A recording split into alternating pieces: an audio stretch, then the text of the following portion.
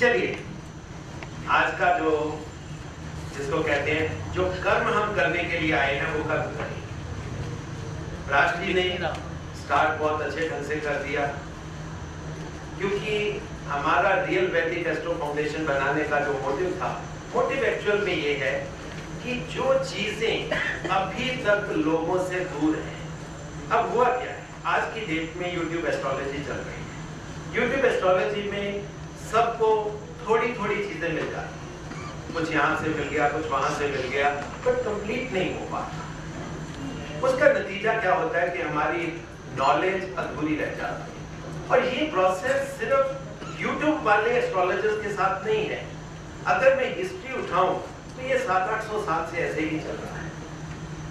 700-800 साल से क्या हुआ, जब से हम लोग वैदिक से ट्रांसफॉर्म होके सनातन सिस्टम में आ गए। वैदिक को हमने छोड़ दिया। वैदिक को छोड़ के जैसे ही हम सनातन सिस्टम में आए, हमने एक परमात्मा को छोड़ के हजारों परमात्मा खड़े कर लिए, और उसके साथ ही एक एस्ट्रोलॉजी से हजारों एस्ट्रोलॉजी खड़ी हो। बट एस्ट्रोलॉजी तो एक ही थी। कारण क्या है, एस्ट्रोलॉजी किसको डील करती है? आपको डील करती है। एस्ट्रोलॉजी है क्या? ज्योतिष है। और ज्योति किस चीज की है? ये आपकी आत्मा की ज्योति है।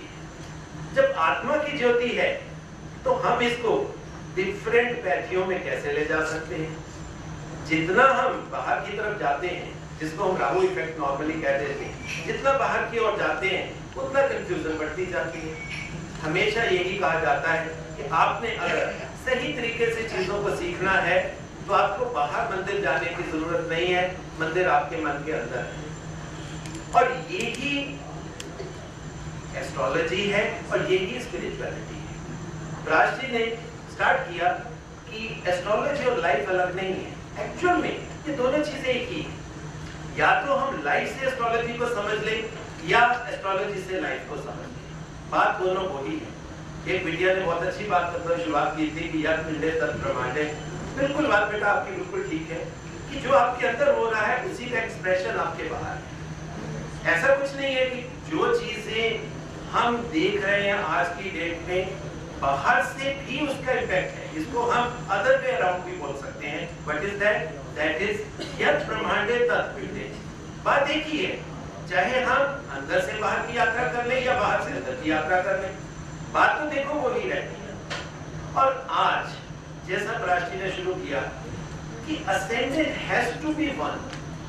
देखिए असेंडेंट एक ही रहेगा। कारण क्या है, जब आप एक हो, आपकी आत्मा एक है, तो आपके असेंडेंट अलग अलग कैसे हो सकते हैं?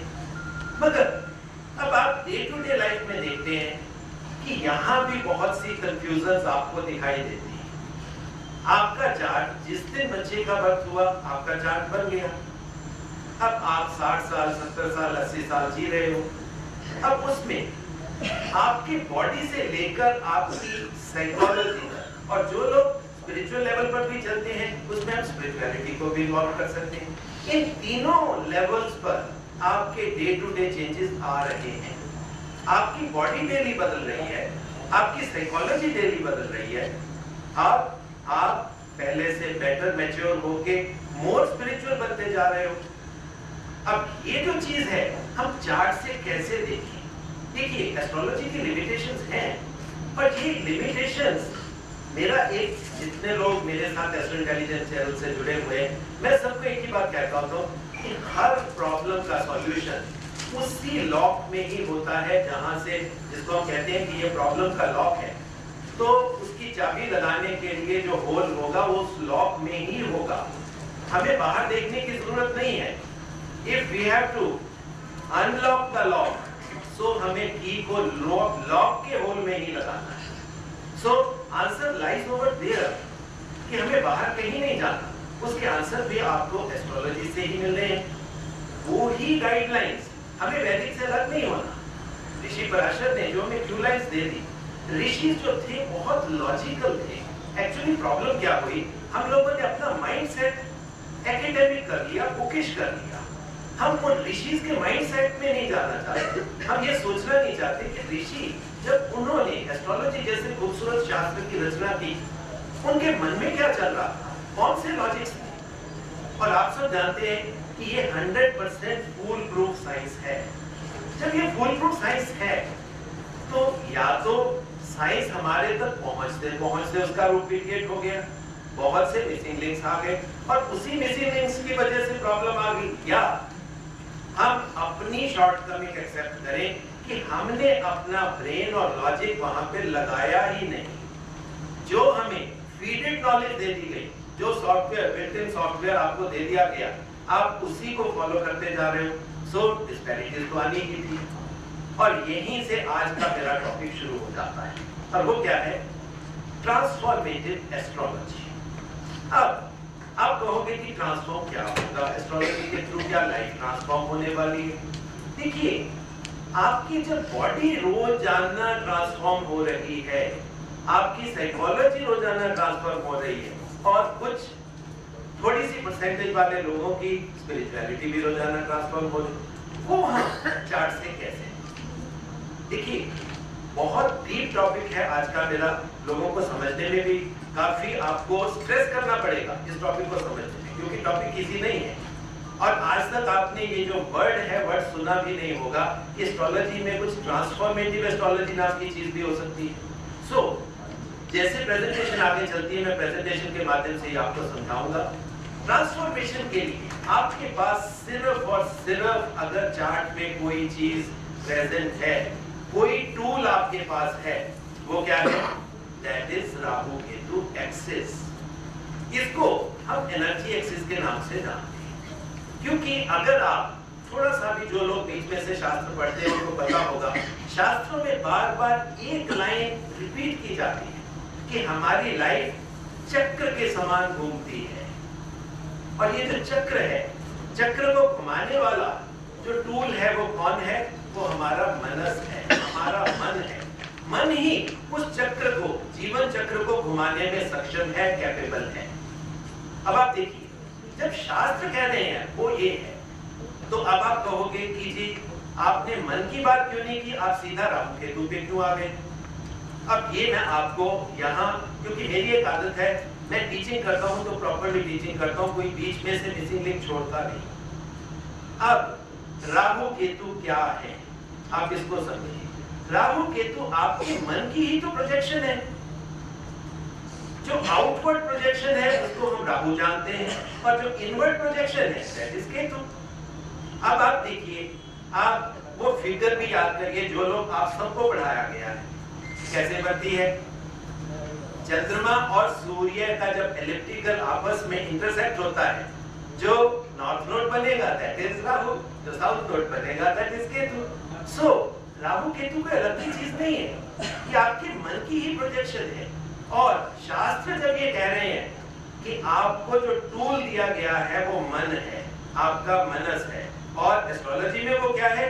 दैट इज मून, चंद्रमा है। सो अब हमें यहां से क्रू लाइन लेके आगे चलना है, जिसके ऊपर ये पूरा का पूरा ट्रांसफॉर्मेटिव एस्ट्रोलॉजी बेस होने वाला है। आप इसको ऐसे भी समझ सकते हैं कि ये साइकोलॉजी का शास्त्र है। ये चीजें अब आप जानते हैं कि राहु केतु क्या है, एक दूसरे से सेवंथ ऑपोजिट पड़े हैं। अब बड़े सामने हैं, but they are one entity. We can not separate these two. अगर हमें राहु को देखना है, हमें केतु को साथ में लेना पड़ेगा। विदाउट केतु हम राहु को डिसाइफर नहीं कर सकते। जो लोग भी ये गलती करते हैं उनके एनालिसिस कभी भी कंप्लीट नहीं होने वाले, ये बात मैं आपको लिख के दे देता हूं। जब आप केतु को देख रहे हो तो आपको राहु के कैरेक्टर्स को तो बीच में लेना ही पड़ेगा। अब ये एक एनर्जी एक्सिस बनता है और पूरे चार्ट में सिर्फ ये एक ही एनर्जी एक्सिस है जहां से आपका चार्ट घूमने वाला है। अब they are the north node and the south node, they represent the basic contradiction of a person. अब ये जो चीज है, अब ये कॉन्ट्राडिक्शन क्या है, ये डाइकोटमी क्या है? आप रोज सोचते हो कि हर बात में डायलेमा क्यों आ जाता है, हम करें ना करें, यस नो।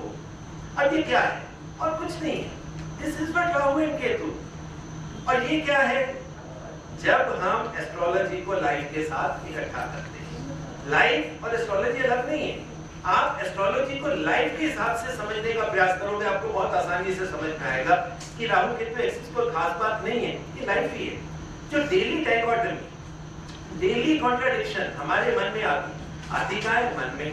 अब आप देखिए, बन गए वो राहु केतु, डाइकोटमी आपके मन की थी। ये जो आउटवर्ड इनवर्ड जो पुल एंड पुश की थ्योरी है, ये कुछ नहीं है, ये सिंपल आपके मन से ही चल रही है। Now the opposing energy form the energy axis of the horoscope.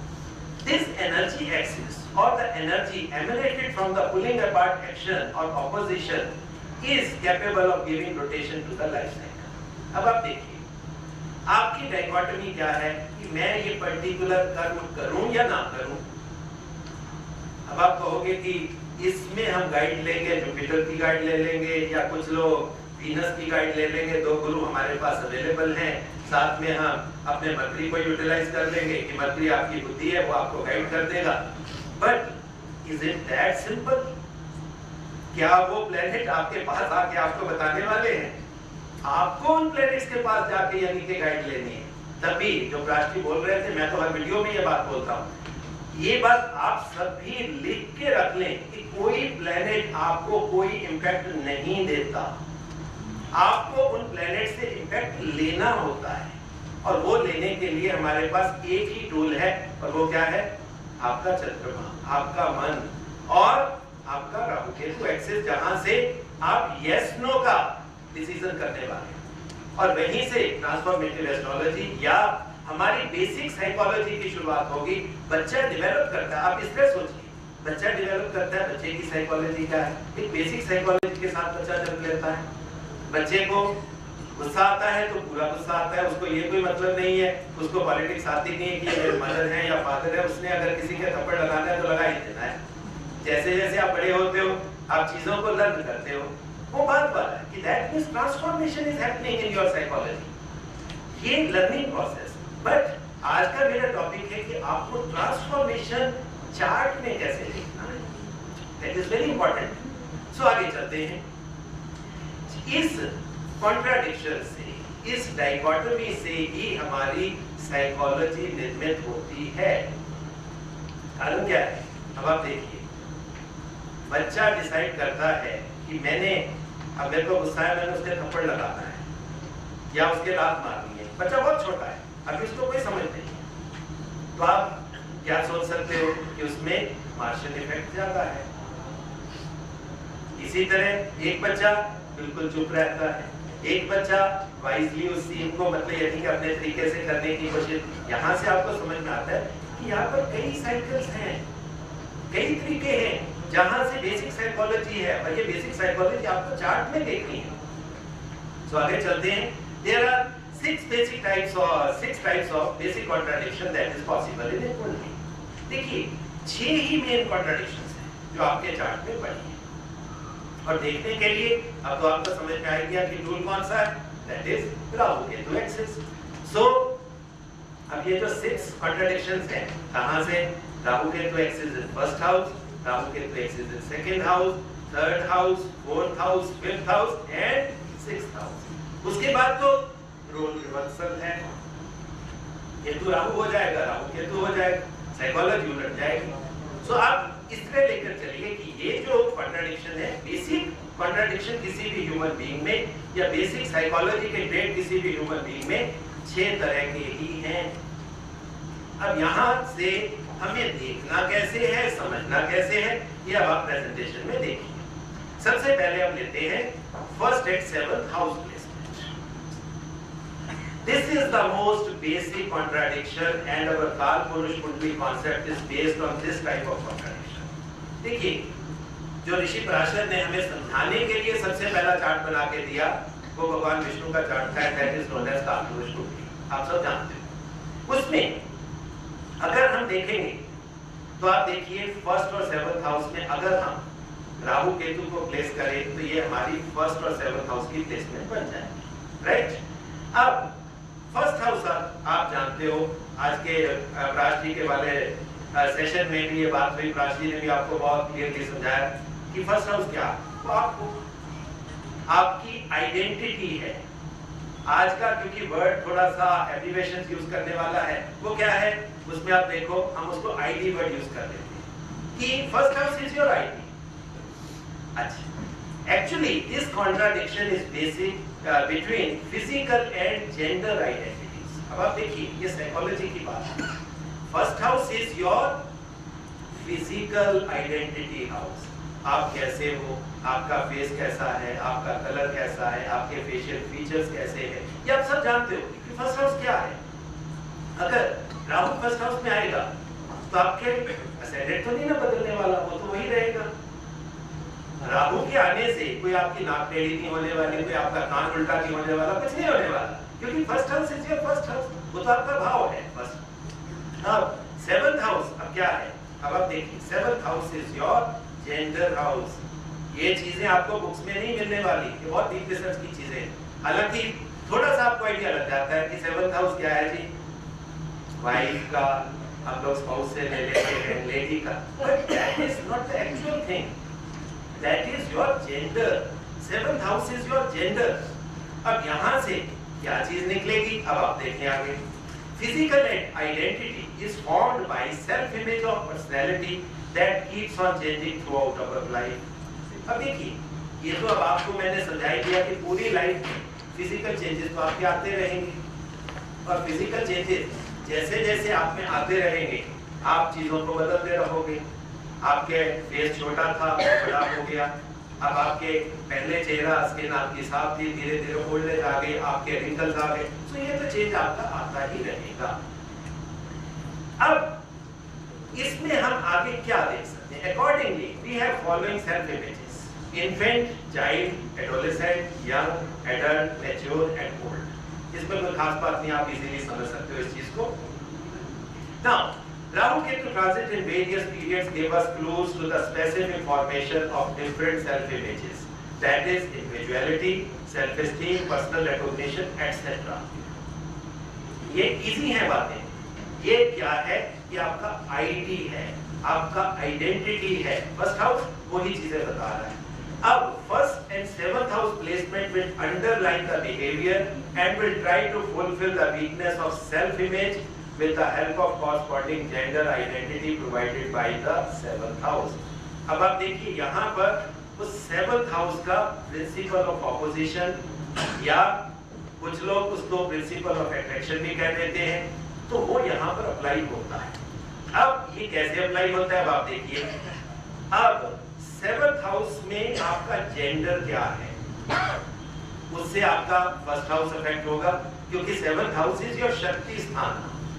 आपको शक्ति मिलेगी आपके ऑपोजिट सेवंथ हाउस से। सेवंथ हाउस में जो पावर पड़ी होगी, अगर वो फेमिनिन पावर है तो आप में फेमिनिन कैरेक्टर्स आ जाएंगे, अगर वहां पर मेल कैरेक्टर्स पड़े हैं तो आप में मेल कैरेक्टर्स आ जाएंगे, और कुछ लोगों में आपको मिक्स भी दिखाई देगा। देखिए, ये अब जो लोग तो थोड़े से साइंस के स्टूडेंट हैं या साइंस को थोड़ा सा समझते हैं, उनके लिए ये बात समझनी बहुत आसान है कि हर मेल में फीमेल हार्मोन होते हैं, हर फीमेल में मेल हार्मोन होते हैं। तो इसमें ऐसा कुछ नहीं, मेल है तो उसमें मेल हार्मोन थोड़े से ज्यादा हो गए, फीमेल है तो फीमेल में फीमेल हार्मोन ज्यादा, मगर वही हार्मोन्स आपके फर्स्ट हाउस को डायरेक्ट कर रहे हैं, वहीं से आपका साइकोलॉजी ट्रेट निर्मित हो रहा है।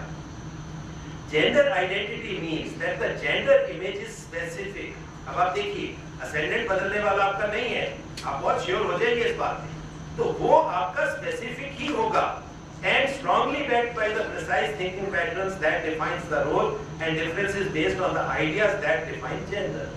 अब सीधी एक बात है, सेवंथ हाउस में क्या क्या पड़ा है, उससे आपका फर्स्ट हाउस इफेक्ट होगा। मेल पड़े हैं तो आप मेल कैरेक्टर्स आ गए, फीमेल में भी मेल कैरेक्टर्स आ सकते हैं, मेल में फीमेल कैरेक्टर्स आ सकते हैं, और ये चीजें आप रोजाना लाइफ में देख रहे हो। देखो, ये चीजें चार्ट में आपको कोई नहीं बताने वाला, किसी बुक में आपको ये चीजें नहीं मिलने वाली कि ये कैसे बनती है। Now gender identity always overlooks और outgrows the biological difference that causes it. अब ये क्या है, gender identity always overlooks the biological difference that causes it. अब बायोलॉजिकल डिफरेंस क्या है, आप मेल हो, आप फीमेल हो, अब मेल में फीमेल हार्मोन है, फीमेल में मेल हार्मोन है। अब आप देखिए आपका फर्स्ट हाउस वहां से अफेक्ट हो गया, या if you are a transgender even that first house is going to affect it. So ये साइकोलॉजी आपकी जो निर्मित होनी है ये आपके 7th हाउस ऑफ योर शक्ति स्थाना, that is gonna determine the identity of your first house.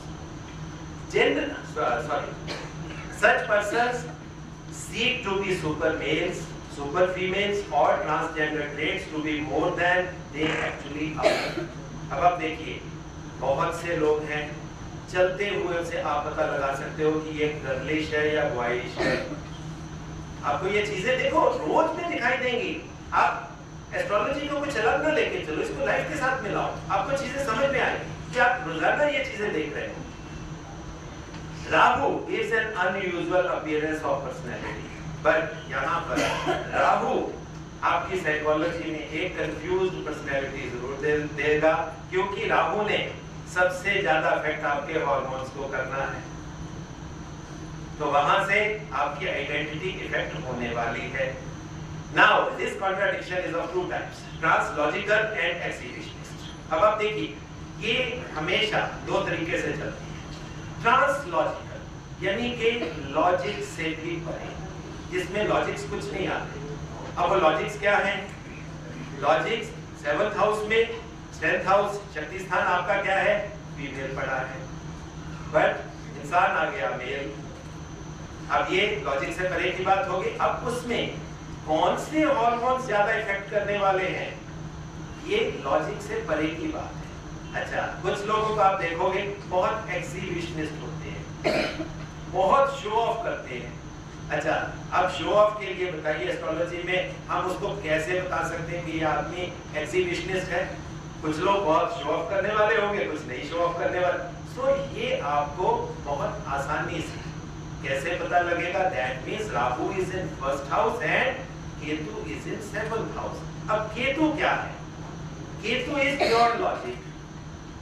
अब केतु आपकी बॉडी है, केतु आपको स्पिरिचुअल इंक्लिनेशन भी दे रहा है, और केतु आपके पास्ट लाइफ मतलब जो इन्फ्लुएंसेस है वो भी लेकर आ रहा है, तो वहां से आपकी आइडेंटिटी डिफरेंट होने वाली है।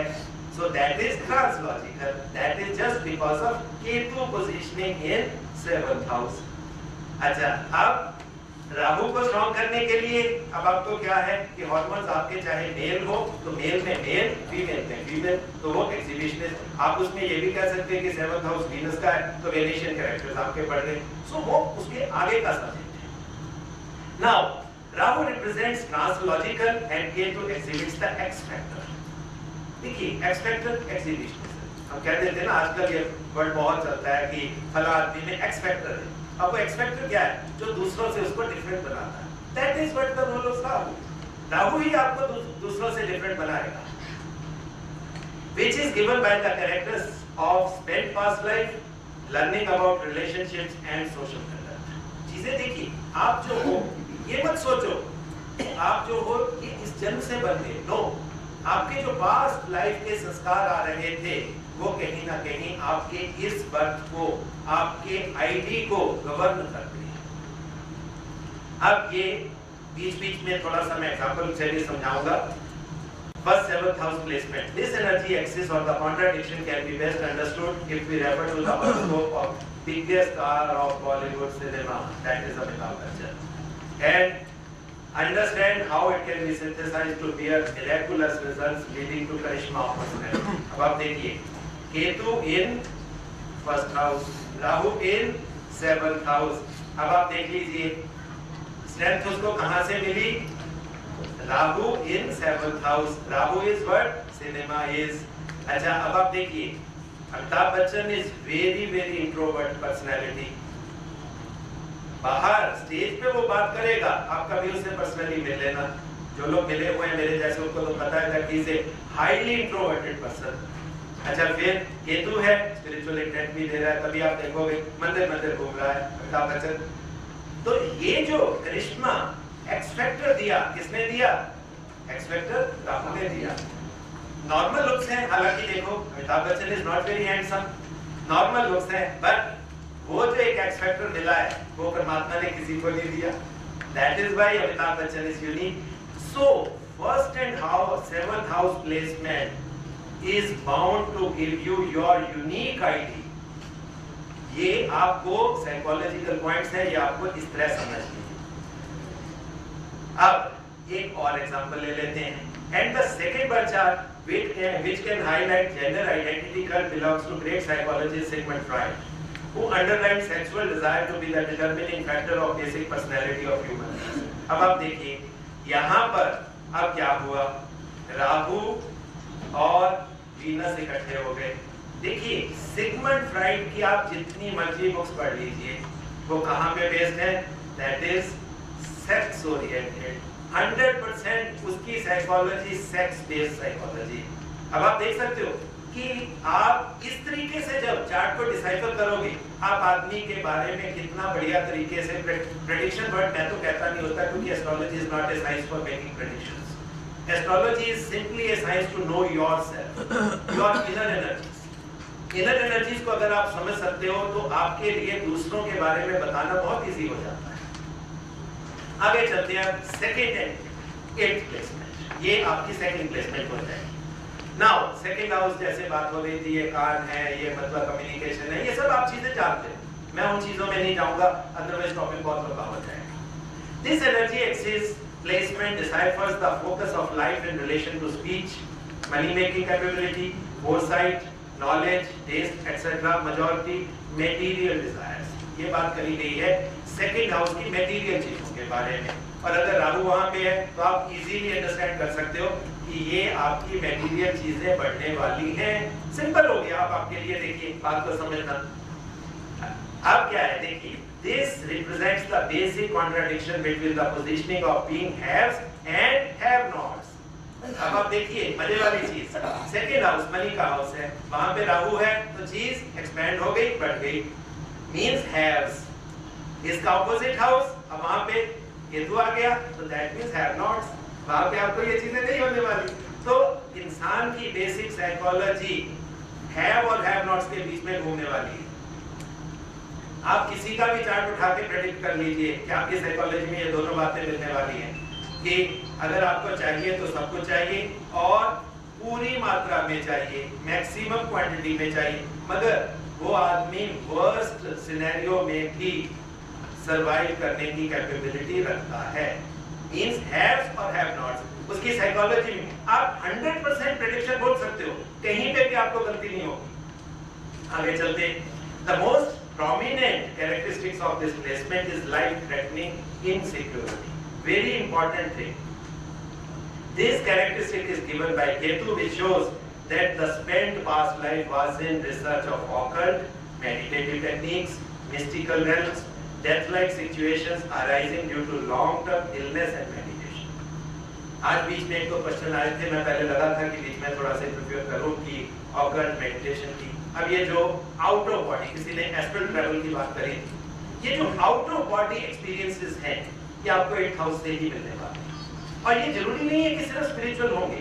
जो लोग लॉन्ग टर्म डिजीज में चले जाते हैं, देखो उनको भी कई बार इस तरह की डेथ एक्सपीरियंस हो जाती है, फिर वो आके स्टोरी सुनाते हैं कि जी मैं कोई यमराज ले गया था, मैं वापस आ गया, लाइक दैट. ये आपने रोजाना सुनी है लाइफ में. बट ये जो डेथ लाइक एक्सपीरियंसेस हैं ये मेडिटेशन में भी, जो हमारे जैसे लोग मेडिटेशन करते हैं उनको ये एस्ट्रल ट्रैवल मिलता है. सो ये जो चीजें हैं हैव्स और हैव नॉट्स में, मींस क्या है, राहु आपको मटेरियल हैव्स दे रहा है और केतु कहता है कि मटेरियल हैव नॉट्स. जब आपको मटेरियल चीजों से डिसोशिएट होना है, ये वर्ड मेरा आप नोट करके रख लीजिए कि केतु क्या है. केतु आपको मटेरियल चीजों से डिसएसोशिएट करने वाला है. सिंपल है बातें. जब आप उनको अप्लाई करोगे तो आपके लिए बहुत इजी होने वाला है. Persons are seen acquiring, amassing lots of holdings, ownership or prominent official positions to ward off their overpowering sense of insecurity. अब आप देखिए इनसिक्योरिटी कहाँ पे आई, ये साइकोलॉजी का पॉइंट है. 8th हाउस में. That is because of Ketu, जो आपके पास्ट लाइफ से कि आपके पास वो चीजें नहीं थी. That is why that kind of fear psychosis is there. So उसको पूरा करने के लिए आप मटेरियल चीजों से भरने की कोशिश करते हैं. आप देखोगे मुकेश अंबानी पैसे बनाता जाएगा मगर मन नहीं भरेगा। अब वो जो चीज आती है ये लाइक दैट, आप रोजाना देख सकते हैं, यहाँ पर आपको जो मर्जी कोट कर दो। Threat of losing much in case of confronting impending losses can cause heart attacks or the appearance of violent or suicidal tendencies. This is very important.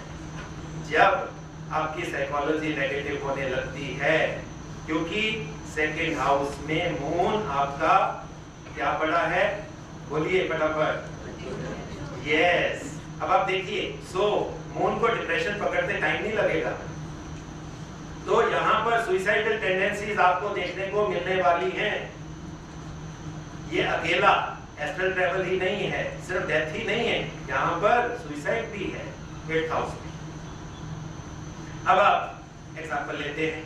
This contradiction makes the native with the placement over possessive और suffused with inclination to sacrifice all what they have, as clearly seen in शहीद Bhagat Singh chart. अब क्या है, ये लोग ऐसे होते हैं, बहुत कुछ इनके पास आ गया या ये बिल्कुल सब कुछ छोड़ देते हैं, यानी कि दोनों तरफ के आपको हैव्स और हैव नॉट्स मिलने वाले हैं। तभी बहुत छोटी सी एज में देश के लिए दुनिया छोड़ दी, सब कुछ कर, इस तरह के लोग भी आपको। अब ये वैसे आप अगर साइकोलॉजी के हिसाब से सोचोगे, क्या ये सुइसाइडल टेंडेंसी नहीं थी? इट वाज, बट वो ठीक है कि उसका मोटिव डिफरेंट था, हमारे नेशन के लिए था। दैट इज वाई सबसे बड़ा शहीद का खिताब अगर किसी को मिला है वो भगत सिंह को ही मिला है।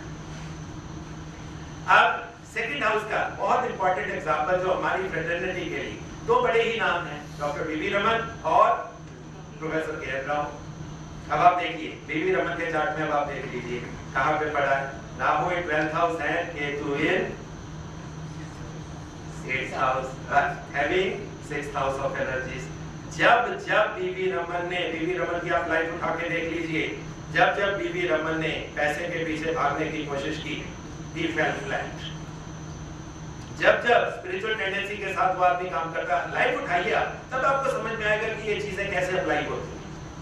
जितने बिजनेस स्टार्ट करने की कोशिश की, पब्लिकेशन हाउस बिल्कुल फ्लैट हुआ। अच्छा, simultaneously when he started making predictions, सारी प्रेडिक्शंस फेलियर हुई। No doubt, Professor K.N. Rao helped him a lot in that, क्योंकि कारण क्या था, वो सेकंड हाउस कम्युनिकेशन का था, राहु वाज देयर। सो ये चीजें देखिए, जब आप अप्लाई करोगे तब आपको समझ में आएगी कि ये कैसे अप्लाई होती है। अब लेते हैं next, that is 3rd and 9th house placement. This type of Rahu Ketu placement denotes basic dichotomy of such natives as a sharp split between personal and collective morality. Personal or collective morality, or in simple words, between individual laws and the laws that govern the reality। ये अब आप देखिए कैसे है।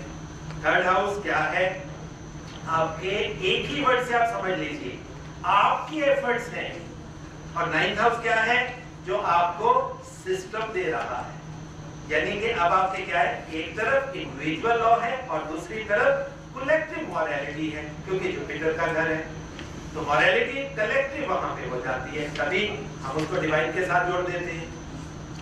Individual laws will be having relation to 3rd house factors including physical and psychological strength, confidence, motivation, creative and organisational capabilities and relations with younger siblings and choice of travel.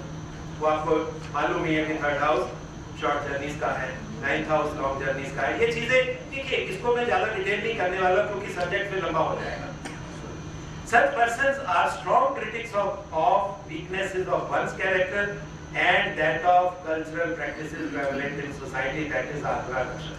सबसे easily आपको ये बातें समझ में आर्द्रा नक्षत्र वाले अपनी shortcomings को एक्सेप्ट नहीं करेंगे, दूसरों को सबको ब्लेम करते रहेंगे, सबको ब्लेम करेंगे, पेरेंट्स को ब्लेम करेंगे, सोसाइटी को ब्लेम करेंगे, अच्छा इवन परमात्मा तक को ब्लेम करेंगे कि मेरी किस्मत अच्छी नहीं लगी। तो अब आप देखिए ये चीजें कितने खूबसूरत तरीके से निकल आती हैं जब आप लाइफ को एस्ट्रोलॉजी के साथ मिलाते हैं। When this contradiction is not resolved and overpowers them, then it is seen to nurture their prejudices as if these are their ideals। ये लोग बहुत हार्डलाइनर होते हैं। अब आप देखिए मेजॉरिटी लोगों के जिनके 9th हाउस में राहु पड़ा हो दे आर रैशनलिस्टिक फंडामेंटल्स। परमात्मा के प्रति उनके विचार 100% लॉजिकल होंगे, परमात्मा को एक्सेप्ट करेंगे बट रिचुअल्स को एक्सेप्ट नहीं करने वाले। आप ये चीजें नोट कर सकते हो और आप 100% चार्ट पे अप्लाई कर देना, बिना आंख बीच के कर देना, आपको मिलने वाले हैं। और ये चीजें आपको एज इट इज देखने को मिले, क्योंकि कारण क्या है, अब यहाँ पे उनके फंडामेंटल्स सब स्ट्रांग हो गए। राहु ने क्या किया, जुपिटर को एक्सपेंड कर। लॉजिक की बात करो मैं तो आपको लॉजिकली क्या चीज समझा सकता हूँ कि जुपिटर को एक्सपेंड कर दिया and Jupiter is a fundamentalist, क्योंकि एकेडमिक प्लैनेट है ना।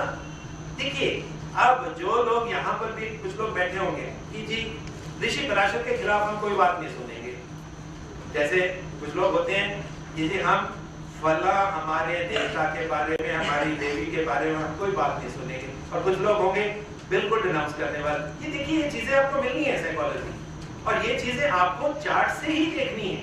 और मैं इसीलिए ये बहुत प्रैक्टिकल प्रेजेंटेशन है जो मैं आज आपके लिए लेकर आया हूं। Now, prejudices can be their pitfalls also, which can swallow and destroy them. अब देखिए किसी के prejudices बहुत ज्यादा हो गए, अब वो क्या करेगा, उसकी साइकोलॉजी विकेटेड हो जाएगी, वो बहुत हार्डलाइनर बन के सोसाइटी के लिए मिसफिट बन जाएगा। लाइफ में बहुत से लोग होते हैं, आप देखो उनको हम अनसोशल डिक्लेयर कर देते हैं, हम उनको घर बुलाना पसंद, क्योंकि वो जहां भी जाएंगे, मंदिर जाएंगे मंदिर के खिलाफ बोलेंगे, आपके घर में जाएंगे आपके घर की कमियां निकालेंगे। आप इन लोगों को रोजाना देख सकते हो। दे show least resistance towards injustice, but एक बात है, इनजस्टिस के खिलाफ ये हमेशा खड़े होंगे बिकॉज ऑफ, अब आप इजीली समझ सकते हो ये चीज कौन दे रहा है, जुपिटर एंड द कार्मिक planet of 9th house, that is Saturn. Simple बात है ये, क्योंकि सैटर्न कभी इनजस्टिस बर्दाश्त नहीं करता, बहुत लॉजिकल प्लैनेट है, और जुपिटर तो है ही लॉफुल प्लैनेट। तो ये चीजें इस तरह निकले, but by being enthusiastic towards what they think are causes, they can drown one and all whom they club as their enemies, so can be more unjust than being just, ultimately given by Ketu having influences coming from past life with certain or traditional belief systems. अब ये लोग क्या होते हैं, मैं बताऊं, आपको पता है बाबू आसाराम जेल में है। कुछ लोग जो बाबू आसाराम को देवता मानते हैं, वो जेल में चला जाए, लाखों केसेस उसके ऊपर हो जाए, लॉफुली उसको एडिक्ट भी कर दिया जाए, बट वो नहीं मानने वाले, वो कहेंगे कि हमारा तो भगवान बाबू आसाराम है।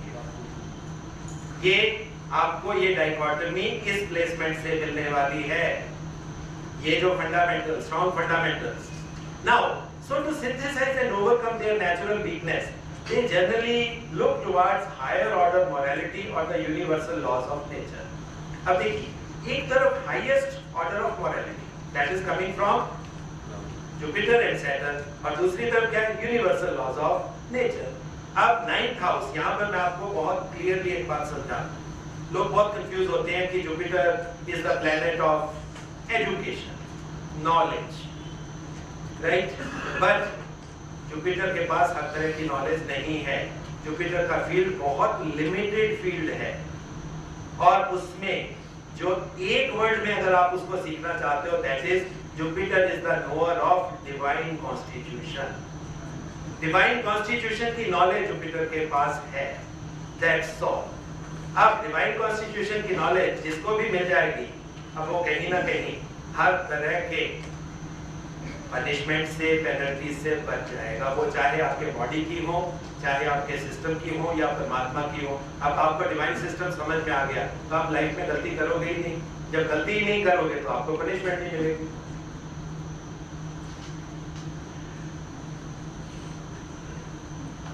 इसमें हम थोड़े से ये एग्जांपल लेते हैं। बाबा Saheb Bhimrao Ambedkar, who presided over Constitution Committee, who formed Indian Constitution and who is also known as the Messiah of Social Justice for Dalits.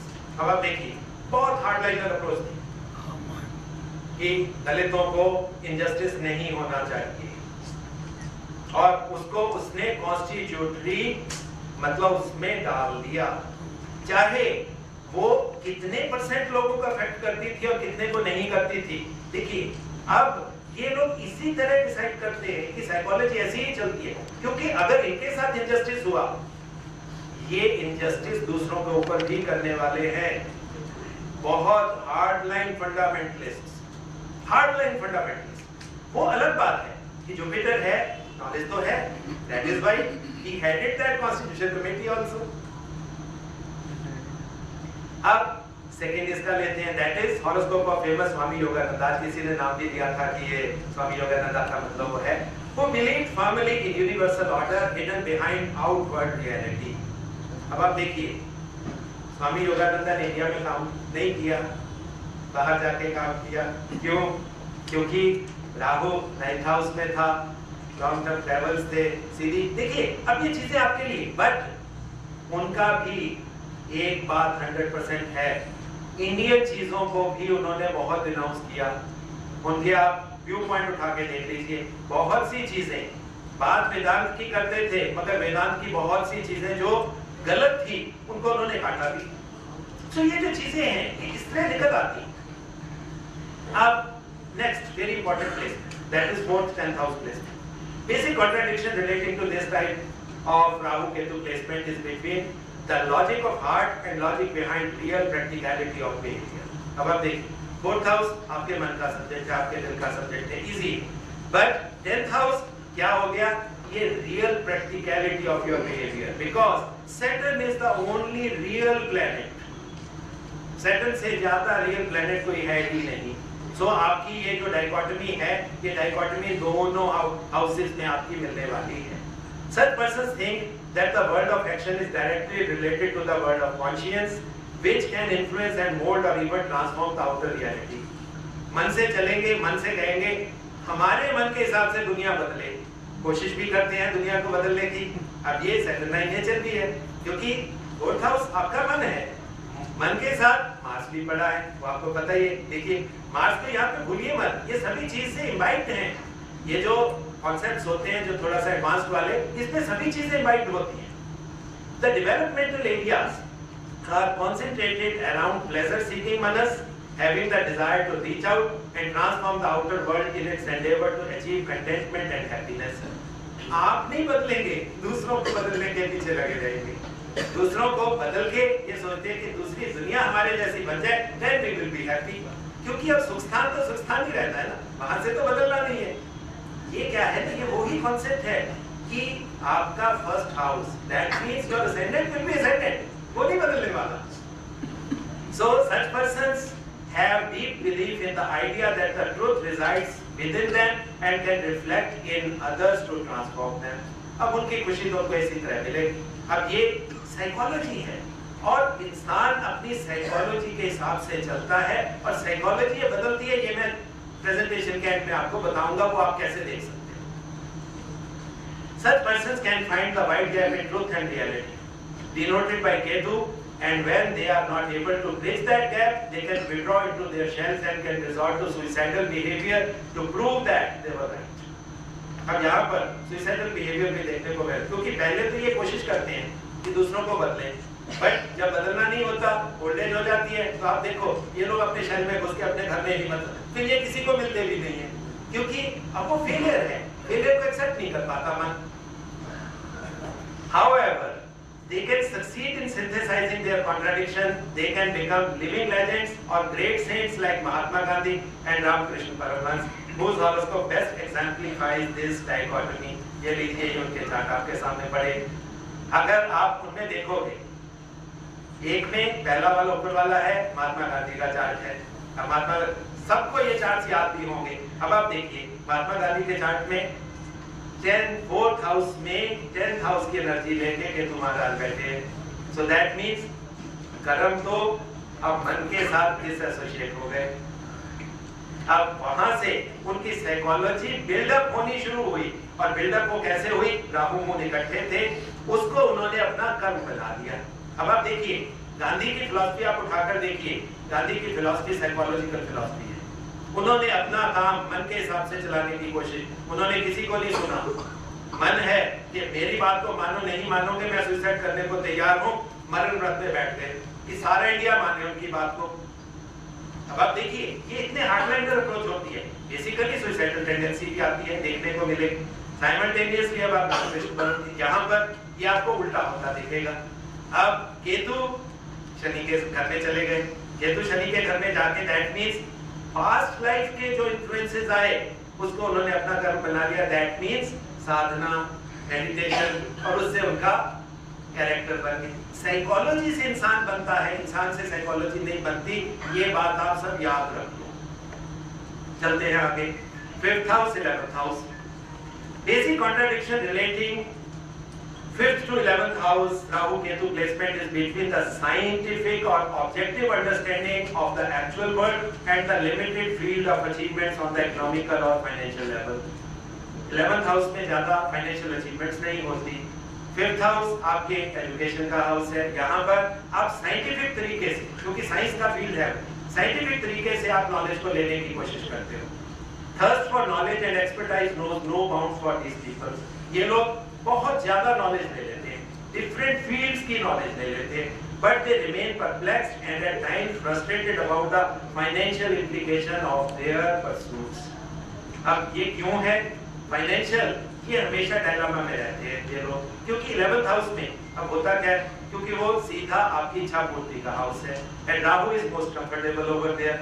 सो अगर राहु वहां पे चला गया, कंफर्टेबल तो है मगर आपको पूरी लाइफ एक्सपीरियंस देता रहेगा, घुमाता रहेगा। अब घुमाने में होगा क्या, आपकी स्टेबिलिटी, फाइनेंशियल स्टेबिलिटी तो नहीं आपके पास आने वाली। दैट इज व्हाई आप हमेशा देखोगे कि जिनका 5th लेवल एक्सेस है, आप हमेशा सीधा बोल दो कि आपके पास नेम, फेम, पॉपुलैरिटी, एजुकेशन सब कुछ है, बट फाइनेंशियल प्रॉब्लम्स हैं, और आप देखना 100% निकलने वाली। And when they employ themselves wholeheartedly to expand their market orientation, they find themselves choked on the knowledge-seeking front, which alone contains potential for their limitation. देखिए यहाँ पर this is most important placement, most important. अब यहाँ पर क्या है, अब आप knowledge, एक आदमी गलती से कह लीजिए या उसके पास्ट लाइफ के इन्फ्लुएंसेस से कह लीजिए, अब उसने ऑकल्ट की नॉलेज लेना शुरू कर दिया, तो वो अब कहां पे पहुंच गया, 11th हाउस। दैट मींस उसकी इच्छा पूर्ति, वो जो कॉग्निशन है वो कॉग्निशन होने वाली है। Such persons can revolutionize the world with their new and original ideas. ये पूरी दुनिया को बदलने की सामर्थ्य रखते हैं, ये सबसे इंपॉर्टेंट प्लेसमेंट है। But in that case, they have to confront bitter opposition which can level them to finish off their challenge. इनको हमेशा कंपटीशन तो मिलने वाला है।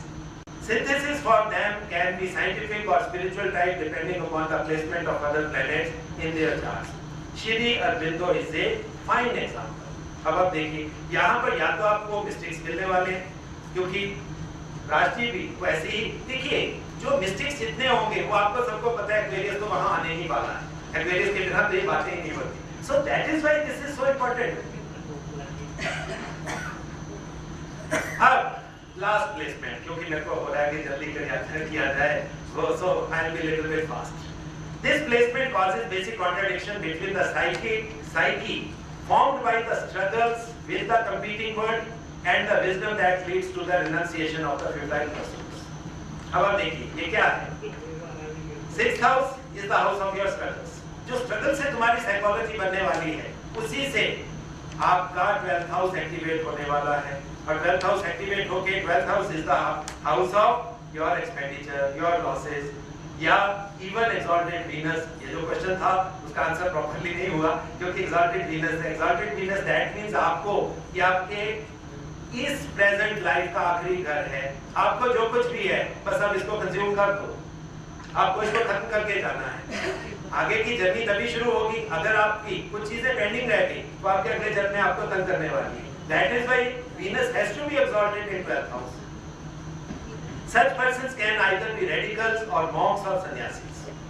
The conflict of such persons deepen when they find their radical ideas being brushed aside to garbage. ये इनके साथ बहुत होता है। तभी आप देखो 11th हाउस वाले, 12th हाउस वाले क्यों आइसोलेशन में चले जाते हैं, क्यों सॉलिट्यूड में चले जाते हैं, जब उनको लगता है कि हमने इतना कंपटीशन कर लिया, इतना दुनिया को सुधारने की कोशिश कर ली, सो अब होता क्या है, अपने घर के कोने में जाके बैठ जाएंगे, आइसोलेशन, चाहे वीनस एक्सॉल्टेड पड़ा है। ये देखिए ये डाइकोटमी, ये कॉन्ट्रडिक्शंस इसी तरह निकलती है। These persons are visionaries, but they run the risk of being idealistic or impractical. ये लोग इम्प्रैक्टिकल होंगे लाइफ में, बट स्पिरिचुअल होंगे, वो मिस्टिक टेंडेंसीज भी होंगी। सो यहाँ पर they can take their renunciation mode to the extreme and can easily have out of body experiences or extra sensory perceptions। यहाँ पर ये चीज, क्योंकि अब आपको पता ही है नक्षत्र कौन से हैं, भाद्रपद, रेवती, सो ये जो चीजें यहाँ पर आनी ही वाली हैं।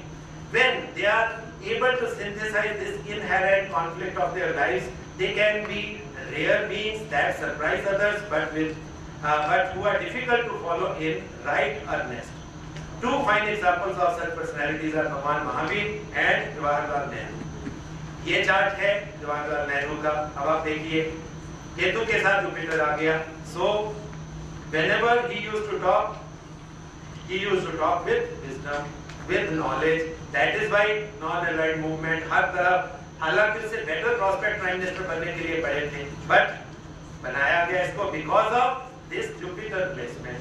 बट अब है क्या, फ्यूटाइल परसूट्स, निकला कुछ नहीं, जो कुछ भी किया। ये भी चीजें देखिए आप चार्ट से निकाल सकते हो बहुत आसानी से। अब जो नेक्स्ट मतलब है, ये मैं थोड़ा सा कट शॉर्ट कर रहा हूँ इसको कंप्लीशन के लिए। To interpret the horoscope for the potential of synthesis of contradictions and to achieve transformation, we should focus on the following factors.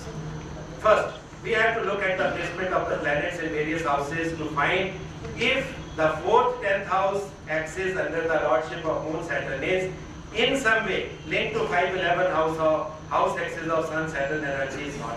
देखिए यहाँ पर अब मैं आपको समझा दूं, साइकोलॉजी को समझने के लिए आपको होलिस्टिक अप्रोच लेनी पड़ेगी।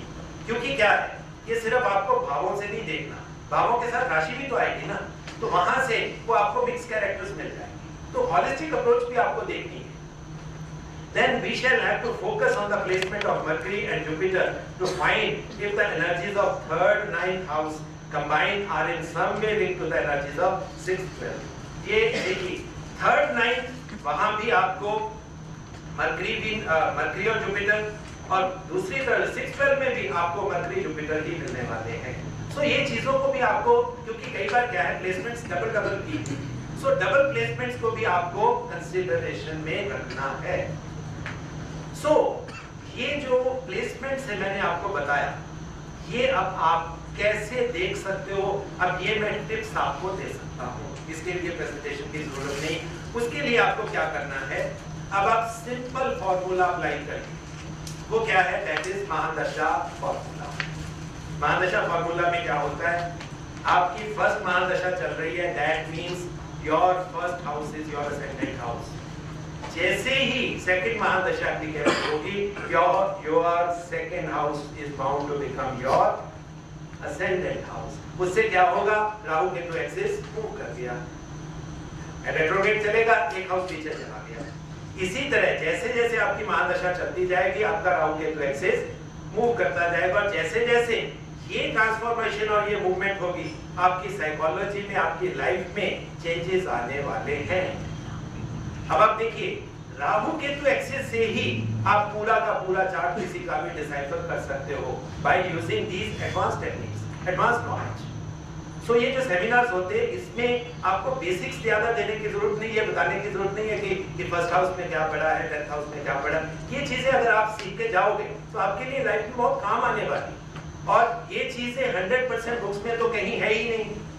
सिर्फ क्या है कि मैं और प्राची लगे हुए हैं इन चीजों के ऊपर, हम लोग बुक देने वाले हैं, वो आपको जल्दी ही मिल जाएगा।